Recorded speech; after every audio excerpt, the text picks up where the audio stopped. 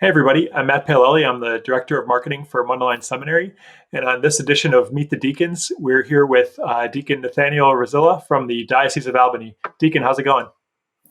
Things are going pretty well. This semester's wrapping up pretty nicely, so just grinding away at some of the assignments and whatnot, but it's hard to believe that the end of my time at seminary is almost here. Yeah. How long have you been at Mundelein? So now my 5th year. Okay. Awesome. So to kick things off, I thought I'd kind of go through the lightning round with you, where we just kind of ask you some questions about a few of your favorite things, and just say whatever answer pops into your head as soon as I ask you these questions. All right? Okay. All right.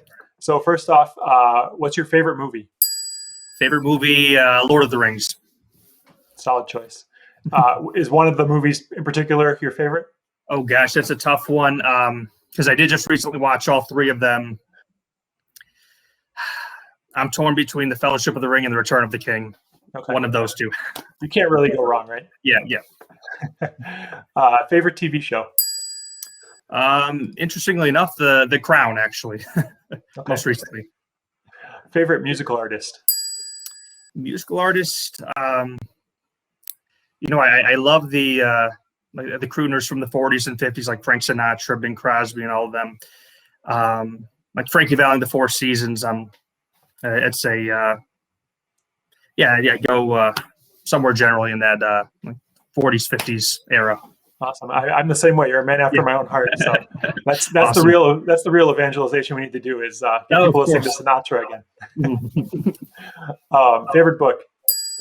Favorite book? I'm gonna have to go with Lord of the Rings again. I think that's just provided a lot of inspiration to me as a young boy, which I think really contributed to me at least being open and receptive to the call of the priesthood. Oh, interesting. Can you talk about that a little bit? Actually, that's kind of unique.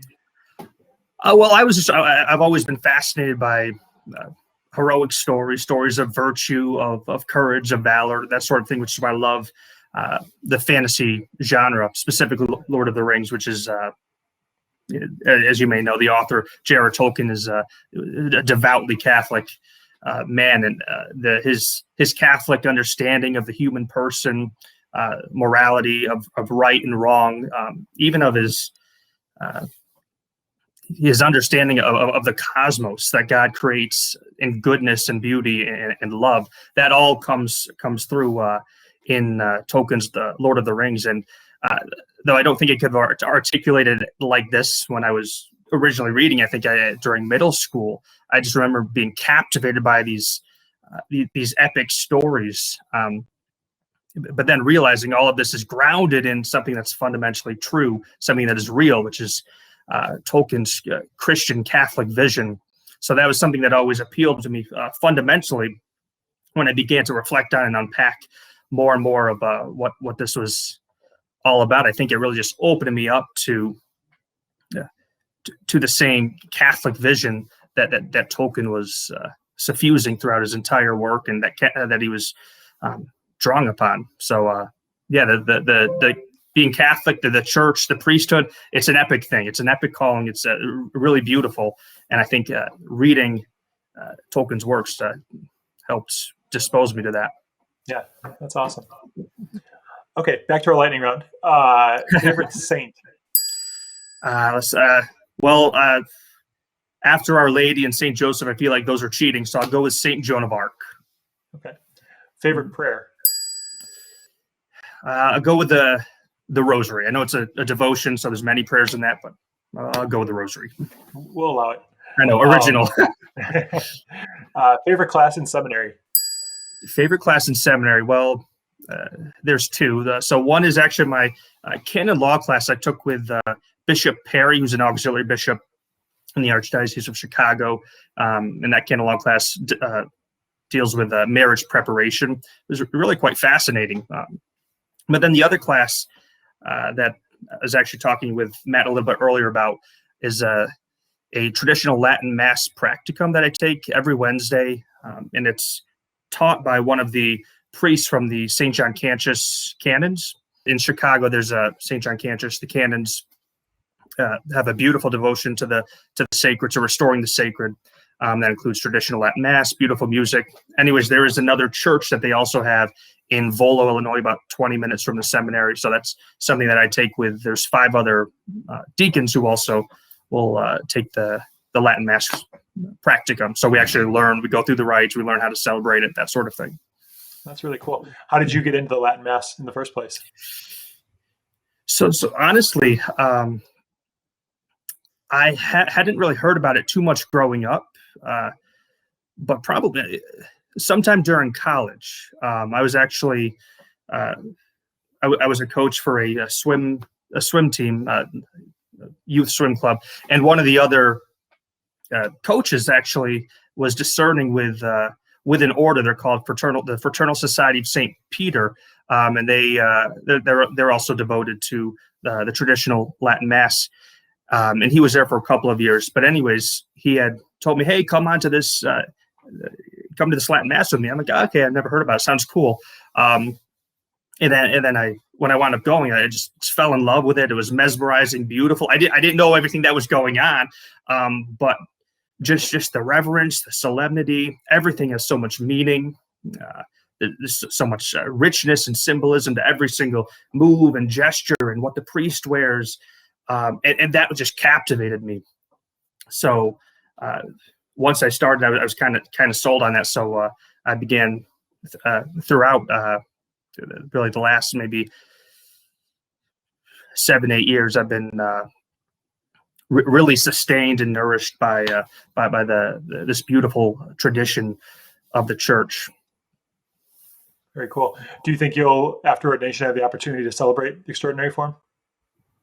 Yeah, I really do hope so. Yes, I think we do have some communities, and what I'm finding is there's actually a lot of young people, young families, big beautiful Catholic families that you see at the Latin Masses. A lot of times you'll hear babies crying.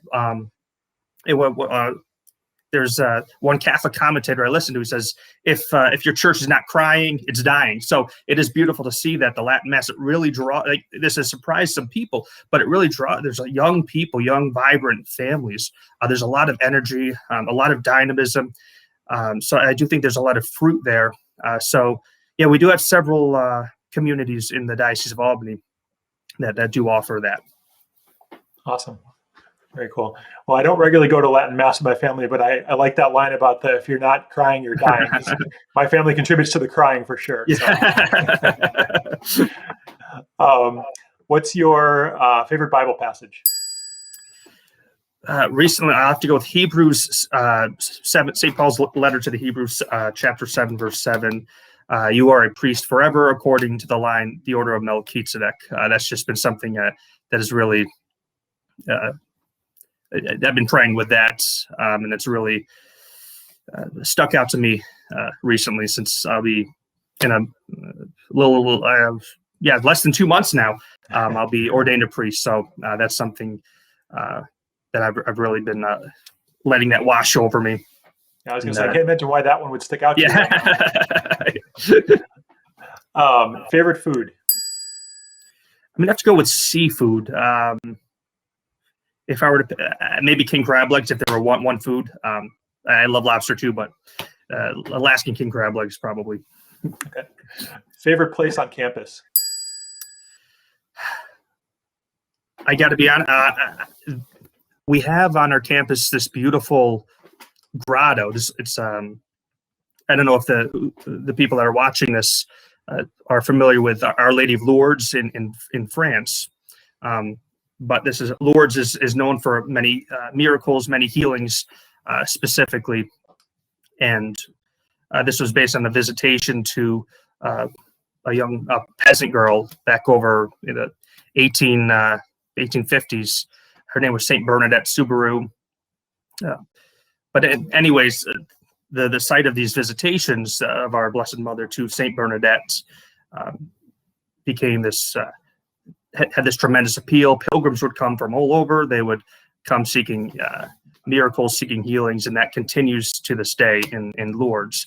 So we have a grotto that resembles that looks like that, and it's there's an altar there, so you can have mass there, and there's also Stations of the Cross right near there too, a beautiful stations. I like to walk that, especially during Lent. And then not too much further from that is our beautiful lake. So I'd say that general area, I do a lot of my rosary walks there. I'll put my headphones in, listen to some sacred music, usually at night, but it's so peaceful, and always is spiritually consoling to me. Yeah, that's a great spot. All right, last thing. Tell me a word that you didn't know before you entered seminary. Oh gosh, I'll say hypostatic union. There's something. Hopefully, now that I'm in seminary, I do know what it is, I think. But I certainly didn't know before. Hypostatic union just means the two natures, human and divine, of Christ. One person. So there's a union of the human nature and the divine nature, but one divine person of Christ. Hypostatic union. All right, cool. I'm going to whip out at Mass on Sunday and impress some fellow parishioners. Yeah.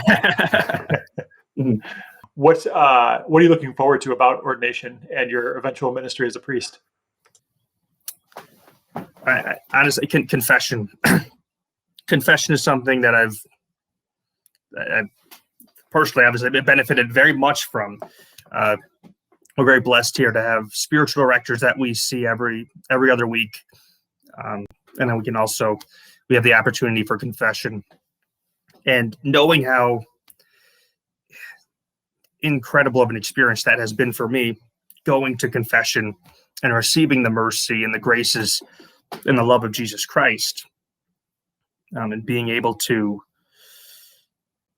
the prospect of being able to be that spiritual position, that doctor of souls for other people, forgiving them of their sins and unburdening them of whatever's weighing them down.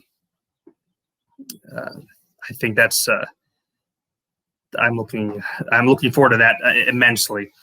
And then obviously just offering the holy sacrifice of the Mass, the heart and the summit of our Catholic faith, being able to call down heaven